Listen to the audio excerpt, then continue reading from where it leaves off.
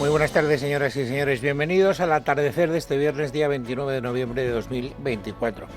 Hoy, uno de los varios acontecimientos informativos interesantes es la comparecencia ante el juez del Tribunal Supremo de Juan Lobato, el que hasta hace muy poco fue el jefe máximo del Partido Socialista en Madrid, para declarar como testigo. ¿Ante quién?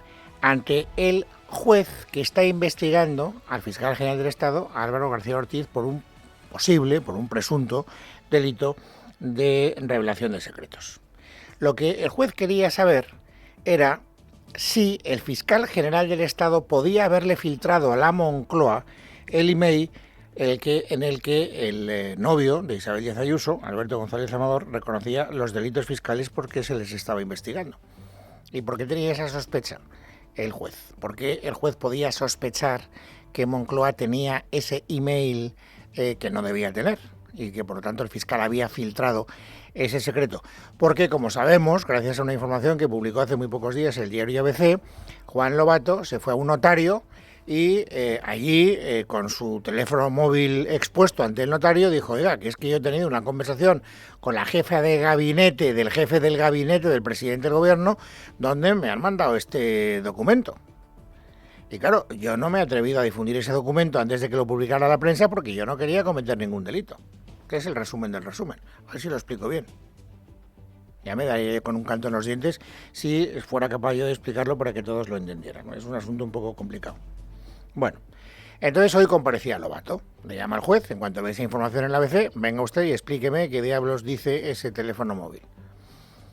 Y es muy importante, para que ustedes entiendan todo como es debido, tener en la cabeza un dato horario, ¿de acuerdo?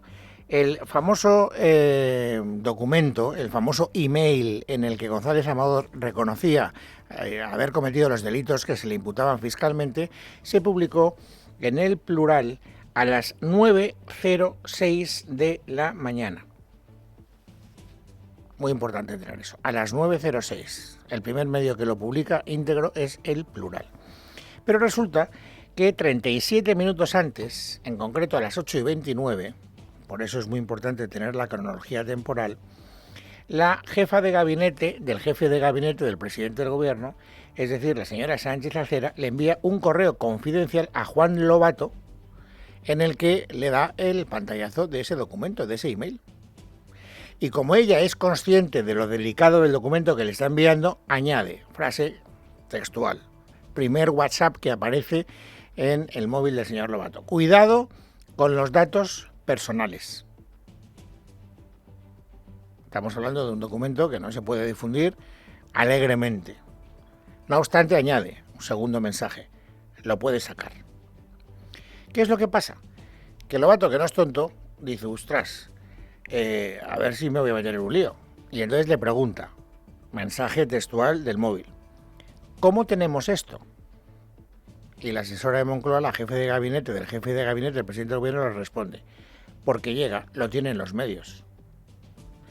Lobato muestra sus reparos ante esa respuesta y dice: ¿pero lo ha publicado alguien?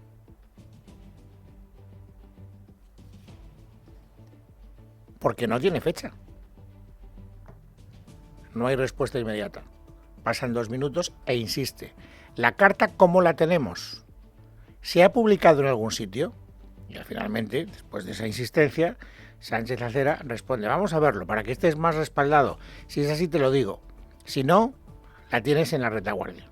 Y Lobato respira aliviado: sí, por favor, necesito saber de dónde hemos sacado este documento, porque si no va a parecer que me lo ha dado la Fiscalía. Son, en este momento, las 8:44 minutos. Es decir, todavía faltan 20 minutos para que El Plural publique el email que ya estaba en el móvil de Lobato porque se lo había pasado la señora Sánchez Acera. ¿Qué es lo que hace Sánchez Acera? ¿Qué es lo que presumimos que hace? Pues el acontecimiento, bueno, tal y como transcurren los acontecimientos, cuelga el teléfono, deja de mensajearse con el señor Lobato y le manda a El Plural el documento y le dice: publicadlo. Y cuando lo publica El Plural, insisto, a las 9:06 de la mañana, pues ya vuelve a mandarle un mensaje Sánchez Acera a Lobato y le dice: oye, que ya lo han publicado, ya lo puedes utilizar. Ya no quedas tú como el difusor del documento. Por lo tanto, ¿a qué conclusión tenemos que llegar? Espero haberlo contado bien. Yo he querido contarlo exhaustivamente. Pues a que efectivamente el señor Lobato recibe de la jefa de gabinete, del jefe de gabinete, del presidente del gobierno, 37 minutos antes de que se publique en ningún medio de comunicación, el email que solo puede haber filtrado la Fiscalía, en el que el novio de Isabel Sánchez Ayuso reconoce ser el autor de los delitos fiscales que se le imputan. Esta es la historia. Eso es lo que a mí me interesa que conocieran. Este es el hecho informativo. A partir de aquí ha habido, como es lógico y natural, muchas declaraciones, bueno, tampoco muchas, pero ha habido alguna declaración interesante. Para empezar, la del propio Lobato, que ha estado declarando durante hora y media. La salida le estaban esperando los medios de comunicación. Tampoco ha dicho gran cosa. Ha sido esto lo que ha dicho. Pues nada, todo contestado, acreditado. Me han propuesto si voluntariamente quería poner a disposición el teléfono móvil, he dicho que sí. Y nada, van a hacer un volcado análisis. Pero bueno, ya sabéis que los socialistas siempre la verdad y la ley por delante. Bueno, no todos. Lo digo porque ayer la portavoz del Gobierno, Pilar Alegría, en la rueda de prensa posterior al Consejo de Ministros, afirmó que el famoso documento no se filtró antes de que lo publicara ningún medio de comunicación. Y ahora vemos, después de la declaración del señor Lobato, con el acta notarial de por medio, que eso no era verdad. Por tanto, que era una trola bastante monumental. 37 minutos antes la tenía, ¿no? Por lo tanto, motivos para que el gobierno esté nervioso, a verlos, a hilos. Otra cosa distinta es que lo quieran manifestar. Hoy María Jesús Montero, que ya está en Sevilla, porque hoy es el Congreso del PSOE, del que luego hablaremos, ha querido transmitir tranquilidad del PSOE y del gobierno. El gobierno de España y el Partido Socialista es muy tranquilo. Quiero decirle que nosotros somos perfectamente conscientes de que todo lo que hacemos, todo lo que trasladamos es absolutamente correcto y por tanto estamos muy tranquilos en relación con esta materia. Pero insisto, cuando hay una cuestión que lo está estudiando el juez, para nosotros todo el respeto en que esas investigaciones lleguen a donde consideren oportuno las autoridades judiciales y por tanto nuestra colaboración máxima. Tranquilidad, dice María Jesús Montero, y el Partido Popular que le responde, pues no deberían ustedes estar tranquilos. Lo que ha dicho Almeida, el alcalde de Madrid esta mañana, es, oiga, que lo que ha hecho el señor Lobato esta mañana ha sido directamente señalar al presidente del gobierno. Juan Lobato ha implicado directamente a la Moncloa en el chivatazo y por tanto ha implicado a una persona que trabaja en el gabinete del presidente a las órdenes de Óscar López, hoy ministro, y por tanto que presumiblemente esta persona no iba a hacer esto sin el conocimiento de sus superiores y sin el conocimiento de Pedro Sánchez. Bueno, hasta aquí el relato del primer acontecimiento informativo. Luego tendremos oportunidad en la tertulia de ir adentrándonos en detalles. Lo digo porque tengo muchas más cosas que contarles. Hoy, también con la corrupción como telón de fondo, había dos comparecencias muy interesantes a priori en la Comisión del Senado que está investigando la trama Aldama.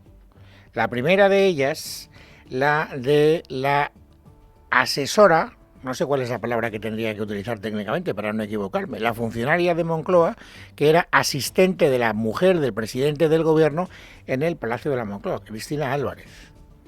Saben ustedes que a través de los emails que la propia mujer del presidente del gobierno, Begoña Gómez, ha entregado al juez, queda claro que esta mujer, Cristina Álvarez, le ayudaba también en sus asuntos personales. Bien, Cristina Álvarez había sido citada a declarar en la Comisión del Senado, pero nuestro gozo en un pozo. Esto es lo único que ha dicho.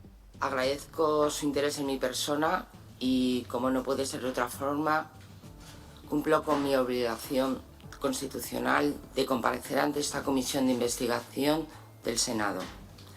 Sin embargo, y con todo respeto a sus señorías y a su trabajo, y dado que las cuestiones por las que se interesan de mi declaración se encuentran judicializadas, no contestaré a las preguntas que me formulen acogiéndome a mi derecho a no declarar. Y efectivamente lo ha cumplido a rajatabla, porque le han hecho muchas preguntas y ella no ha despegado los labios. Y eso, naturalmente, pues al Partido Popular le deja un poco frustrado. El portavoz del Partido Popular en esa comparecencia, en esa sesión, Alfonso Serrano, ha querido dejarle claro, con todo respeto a Cristina Álvarez, que ella estaba callando cosas que podían estar judicializadas y otras que no. No me va a contestar ni de lo que no está judicializado ni de lo que está judicializado. Por lo tanto, el motivo por el que usted no me quiere contestar, que yo lo respeto, repito, no es que sea un caso judicializado, será otro que usted no quiere compartir con nosotros. No obstante, ha tenido la oportunidad, sabía que le estaban escuchando en todos los medios de comunicación, de formular retóricamente una pregunta, o hacer una disquisición, una conjetura, una, en fin, consideración, si ustedes quieren, en voz alta, que hubiera sido muy interesante, que hubiera podido acotar Cristina Álvarez. No lo ha podido hacer, pero la reflexión personal de Alfonso Serrano ha quedado perfectamente registrada. ¿Usted se imagina lo que supone para un empresario, para un directivo,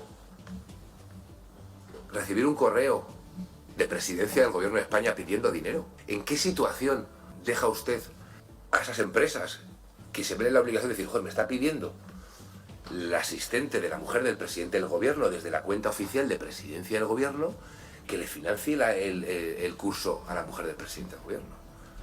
¿Cómo me voy a negar? A mí me parece que está bastante bien hilado esta reflexión, este comentario, ¿no? Creo que Alfonso Serrano efectivamente pone el dedo en la llaga y es una lástima, insisto, que Cristina Álvarez haya querido acogerse a ese derecho, que no sé hasta qué punto es tan exhaustivo, porque ya va a declarar como testigo. Yo no sé si ella está protegida en este caso, no lo sé, supongo que sí, y no me voy a meter en ese lío, pero en todo caso va a tener que declarar ante el juez, y ante el juez no podrá negarse a declarar. Esto también se lo han recordado, por cierto, los portavoces del Partido Popular. Había otra comparecencia hoy muy interesante en la Comisión del Senado, y también ha quedado a medias siendo optimistas, que es la de Javier Hidalgo. Javier Hidalgo, que era el máximo ejecutivo de Viajes Halcón. Vamos, ¿cómo se llama, Noelia Bautista, la matriz de Viajes Halcón? Que era Globalia. Globalia. Bueno, ya saben ustedes que el gobierno tuvo que rescatar a Globalia después de la pandemia en un momento determinado, y se suponía que había habido gestiones de la propia Begoña Gómez y de Víctor de Aldama para presionar al gobierno y que ese rescate se produjera en tiempo y forma adecuado para los intereses de Globalia, es decir, de la familia Hidalgo, entre otros. Bueno, pues Hidalgo, ¿qué ha hecho? Acogerse a su derecho a no declarar a partir de un momento determinado. ¿Qué es lo que ha hecho él? Yo les cuento mi película. Y una vez que les cuente mi película y que diga lo que a mí me interesa decir, me acogeré al derecho a no declarar y a no contestar a más preguntas. Y eso es lo que he hecho. Por lo tanto, también podemos decir nuestro gozo en un podo. Es verdad que tenemos el testimonio del señor Hidalgo, que ha dicho que naturalmente el rescate de Air Europa, que es lo que no me acordaba, el rescate de Air Europa se produjo en términos absolutamente pulcros y la importancia que tenía esa compañía para los intereses españoles, etcétera. Ha hecho el alegato que le interesaba, pero nada más. Durante ese alegato hay alguna aportación informativa interesante. A mí me parece que dos. Una negación rotunda y otra negación artera, si ustedes me permiten el adjetivo. Vamos con la rotunda, escuchen. Es falso que me haya reunido con Pedro Sánchez, salvo en un evento que tuvimos con 25 empresarios. Esa es toda mi relación con el señor presidente. También recordarán ustedes que nosotros creíamos que había negado que se hubiera reunido también con la mujer del presidente del gobierno, con Begoña Gómez. Y aquí es donde viene la negación artera. Fíjense el razonamiento que hace, escúchenlo completo. Es falso que manifestara no recordar haberme reunido con la señora Begoña Gómez, dado que no fue esa la pregunta formulada por ninguna de las acusaciones intervinientes. La pregunta formulada de forma torticera fue si recordaba con quién estaba el 24 de junio de 2020. Yo no sé si ustedes, señorías, se acuerdan alguno lo que hizo hace 4 años, creo que nadie, ni la semana pasada. Claro, como me lo preguntaron mal, pues yo me acogí al derecho que tenía a responder lo que me convenía.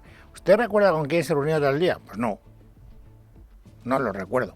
La conclusión que algunos sacaron es, claro, dice que no recuerda haberse reunido con Begoña Gómez. Lo que él dice es que no se lo preguntaron directamente. Lo que da a entender es, si me hubieran preguntado directamente, ¿usted se ha reunido alguna vez con Begoña Gómez?, no hubiera tenido más remedio que decir una cosa distinta a la que dijo. Entonces, lo que se colige de la explicación que había querido hacer, de la media declaración que había querido hacer en la comparecencia del Senado. Bueno, este era el segundo asunto informativo que les quería contar. Ahora quiero que escuchen un testimonio. Ya les contaba ayer que los medios de comunicación habían identificado a la persona que afirma que llevó 90.000 euros en bolsas de plástico a la sede de Ferraz por orden de Víctor de Aldama. Bueno, pues hoy no solo conocemos el nombre de esa mujer, sino que hemos escuchado de su viva voz la confesión de esa fechoría. Soy Carmen Pano y soy la persona que entregó en la calle Ferraz 90.000 euros siguiendo instrucciones de Víctor Gonzalo de Aldama. También soy la persona que compró el chalet en la Alcaidesa por orden de Víctor de Aldama y para el señor Ábalos. Hoy doy la cara porque mi intención es aclarar las cosas y colaborar con la justicia. Lo mismo que el señor Víctor de Aldama dice que tiene pruebas, yo también las tengo.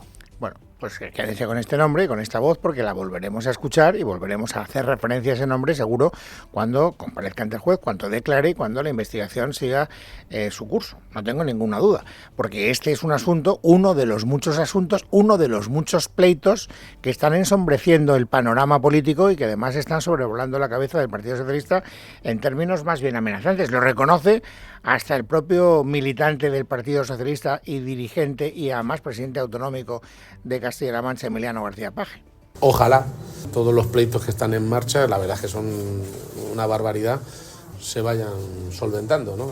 Porque realmente establecen una sombra turbia sobre la realidad del partido y del gobierno que me gustaría quedara despejada. Claro, Paje habla de sombra turbia. Y creo que le honra, porque por lo menos utiliza el lenguaje pues de una manera más o menos valiente. María Jesús Montero, de la que ahora quiero hablar, no habla de sombra turbia. Habla de cúmulo de bulos utilizados de manera torticera por la extrema derecha y por la derecha, los que meten el mismo paquete, para desestabilizar al gobierno y para confabularse y acabar con la democracia. No crean que lo digo yo. Ha hecho unas declaraciones María Jesús Montero en las horas previas a la inauguración del Congreso Federal del Partido Socialista, terribles, en las que ha llamado golpista al Partido Popular, precisamente por la consideración que acabo de hacer. No crean ustedes que ha sido una interpretación personal. Así lo han entendido todos los periodistas que estaban con ella.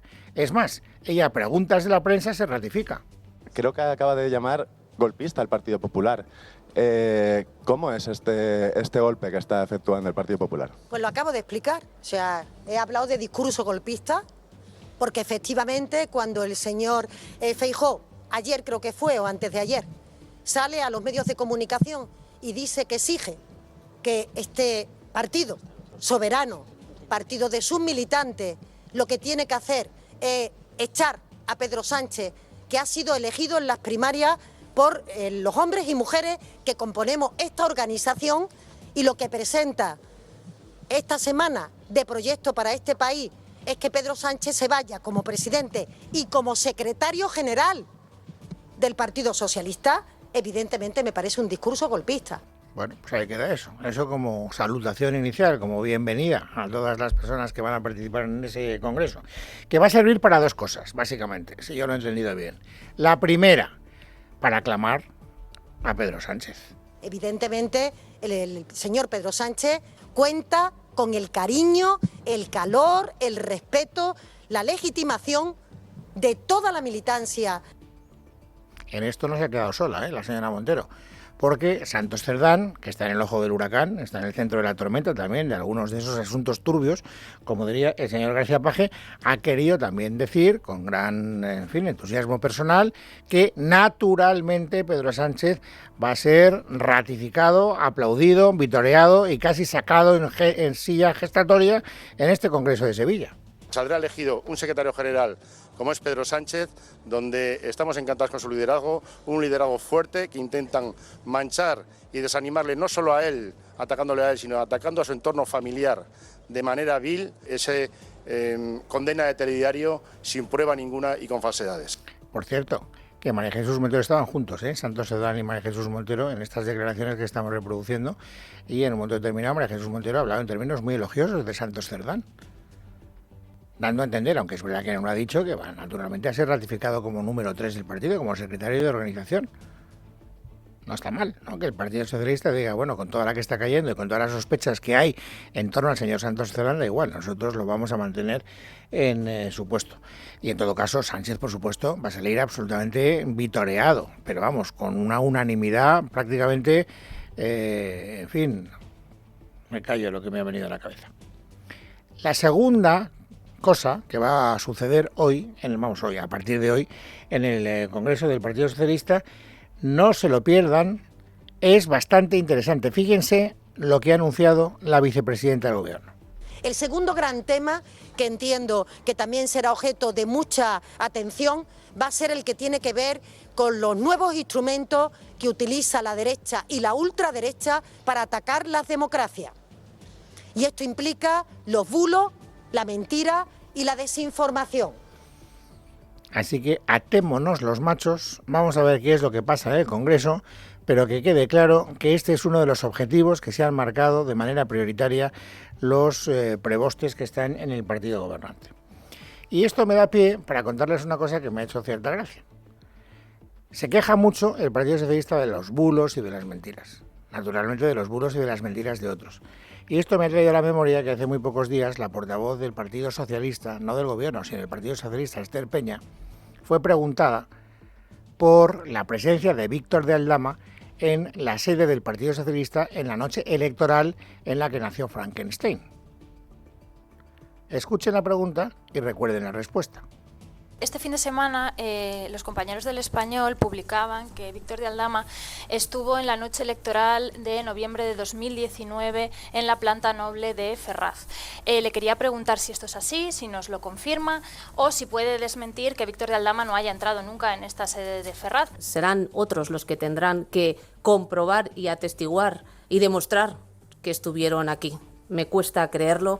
Le costará creerlo, pero efectivamente otros ya se han encargado de demostrarlo, señora Peña. Lo digo a propósito de los burlos y de las mentiras.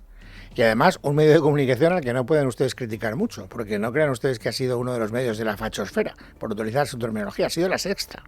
La Sexta ha difundido hoy un vídeo en el que se reproducen imágenes de ese día, en el que Víctor de Aldama está efectivamente en la planta noble de Ferraz, inequívocamente.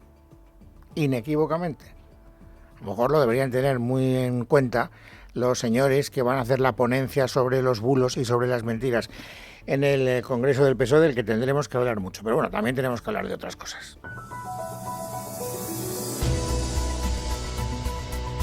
Es viernes, es 29 de noviembre de 2024. Vamos a completar ese paisaje informativo sobre esta siguiente del día. Noelia Bautista, bienvenida, buenas tardes. Buenas tardes, Luis. Me vas a permitir la licencia de empezar con ese congreso, con ese 41 Congreso Federal del PSOE que se celebra en Sevilla y que va a arrancar en apenas una hora, a las 5:30, con una ponencia sobre el derecho a la vivienda digna que va a liderar la ministra Isabel Rodríguez. Más tarde será turno para entrega de premios, en este caso a cargo del expresidente Zapatero. Pero lo cierto es que si estamos pendientes de este congreso es para ver cómo queda el partido después de que Sánchez saque la guadaña y deje fuera de juego a algunos de sus más fieles. Se especula con la salida, la acabamos de escuchar, del hasta ahora portavoz del partido, Esther Peña, que hoy sigue defendiendo que todo es una estrategia del Partido Popular contra el presidente y el gobierno.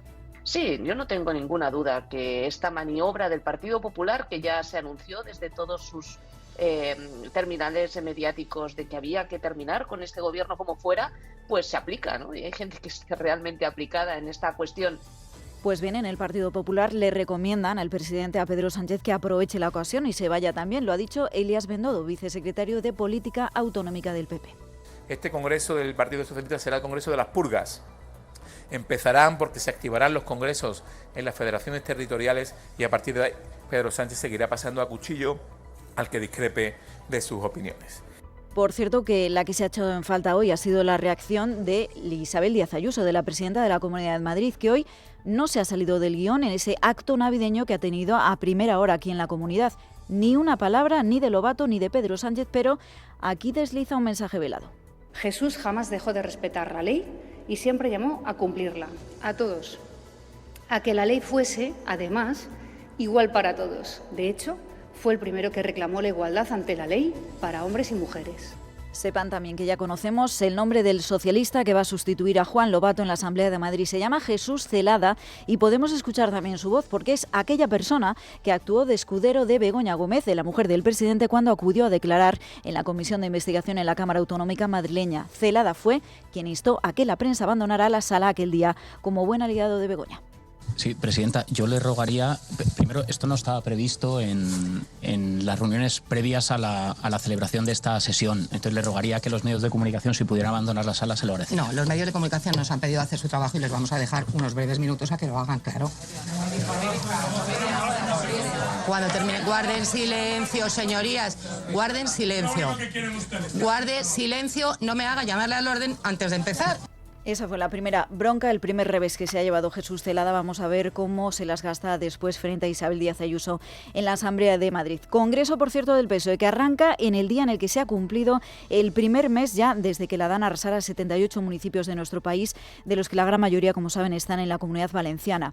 Municipios donde sigue habiendo barro, donde sigue habiendo coches destrozados, ahora apilados unos encima de otros, donde la normalidad ni mucho menos se ha recuperado. Sin duda la situación no es la del primer día, pero a día de hoy siguen 222 personas han perdido la vida en esta catástrofe, 4 siguen desaparecidas, hay más de 9.000 niños que no han podido volver al colegio y las pérdidas económicas son incuantificables. Es por ello por lo que el presidente Carlos Mazón, que hoy ha dado la cara, se ha desplazado hasta Utiel, ha pedido al Gobierno que las ayudas lleguen a los valencianos y que lo hagan sin intereses a pagar. Sabéis que nosotros hemos planteado al Gobierno de España una valoración inicial de 31.000 millones de euros y hasta la fecha el Gobierno ha respondido con 14.000, de los cuales casi la mitad son créditos a devolver y la inmensa mayoría de esos créditos son a devolver con intereses. Se han hecho las cuentas recientemente de que los intereses que van a tener que devolver los valencianos están cerca de los 900 millones de euros. Un extremo que Mazón lleva denunciando días y que ha querido desmentir la delegada del Gobierno en Valencia. Pilar Bernabé asegura que esto que dice Mazón es un bulo. Hemos aprobado 3 reales decretos, ayer el último.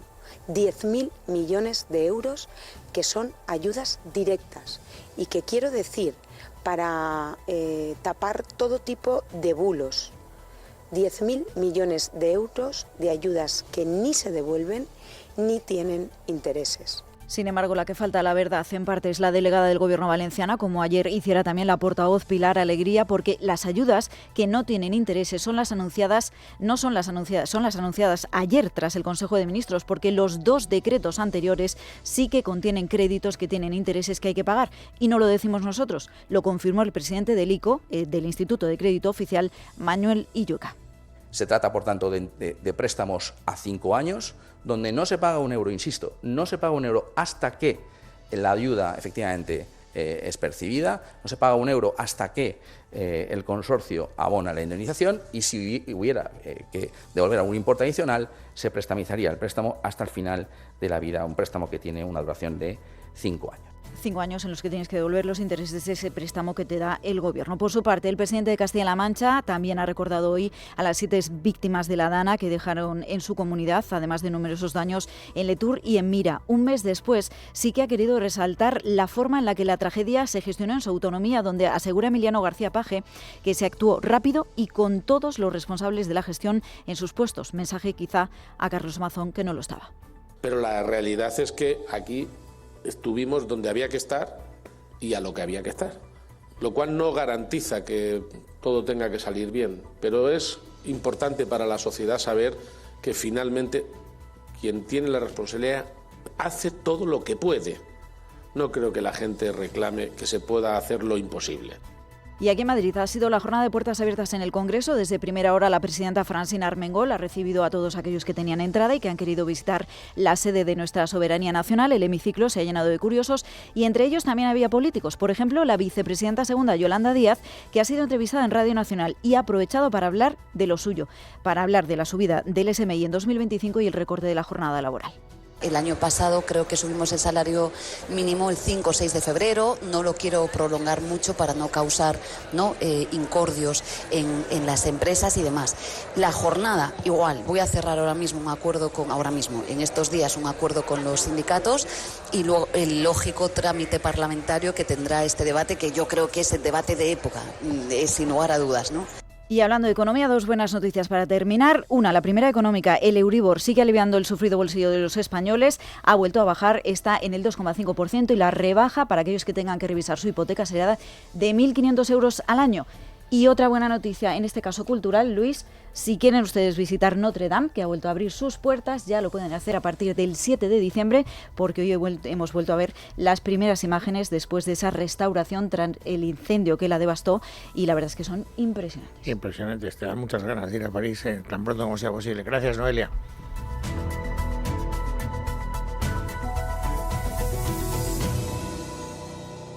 En casa de Herrero, Es Radio.